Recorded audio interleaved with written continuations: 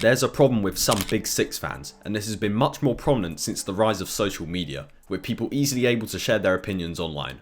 Some of these Big Six fans are very annoying and don't know what it's actually like to be a football fan. So I'm going to be talking about my problems that I have with Big Six fans, and what makes them worse than any other set of fans in English football. Also, please don't take this video too personally. As I've already mentioned, this isn't aimed at every single Big Six fan, but there is a good number of them who seem to have the wrong idea about their club and other clubs as well. Also, thank you guys for 1,000 subscribers. I really never thought my channel would grow this quickly. So yeah, thanks everyone for the support on the channel recently. Also, if you're new around here and you're looking for videos centered around English football, then this is the channel for you. Now let's go. There's two main topics I'd like to focus on for this video, and that is some of these fans' entitlement and victim mentality.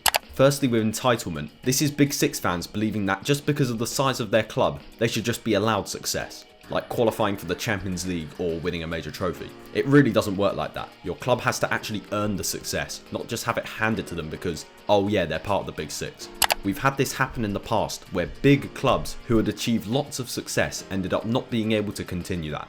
For example, with Nottingham Forest, where during the 70s and 80s they won the Champions League 2 years in a row and were considered one of the best teams in England, but then went down to League One in 2005. What I'm saying is that Big Six fans seem to think that just because they've achieved success in the past, it means that they can and will do the same each season. And it just doesn't work like that. Man United and Chelsea fans are the worst defenders of this, as although they've had a bit of a fall off, they're not in a position to be complaining about being entitled to success. Man United win a trophy pretty much every other season, but they seem to think that they're entitled to win the Prem each year like they used to. They're still finishing in the top 6 and qualifying for Europe every season. They're not really in the same situation as what happened to Nottingham Forest.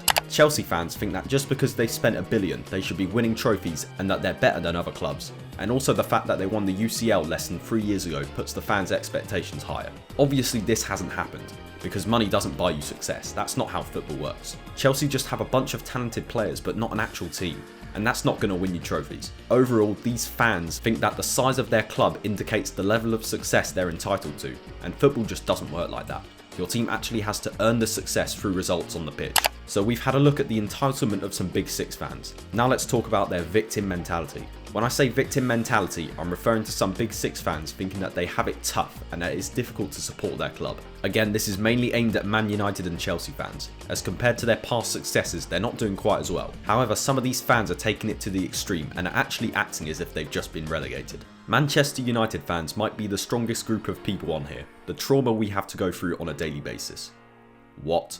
This person's acting like Man United are in a relegation fight. There are so many clubs in worse positions than Man U, and this person is saying that they are the strongest group of people as if they haven't won a major trophy in the last year.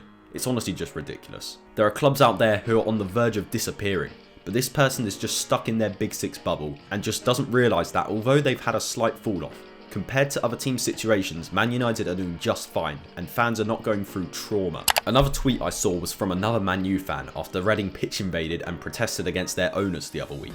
Fans standing together for the club, this is how it's done, United fans. I'm sorry, but you just can't compare Reading's situation and Man United's situation. Reading are on the verge of completely disappearing, with players having to eat microwave meals, whereas Man United are 2 leagues above them and spending over 100 million each year. It's just not comparable. And to me, it sounds like this guy's saying that fans need to protest against the Glazers. Like seriously, you guys are not in a position to think that your owners are bad, when clubs like Reading may cease to exist because of their owners asset stripping the club.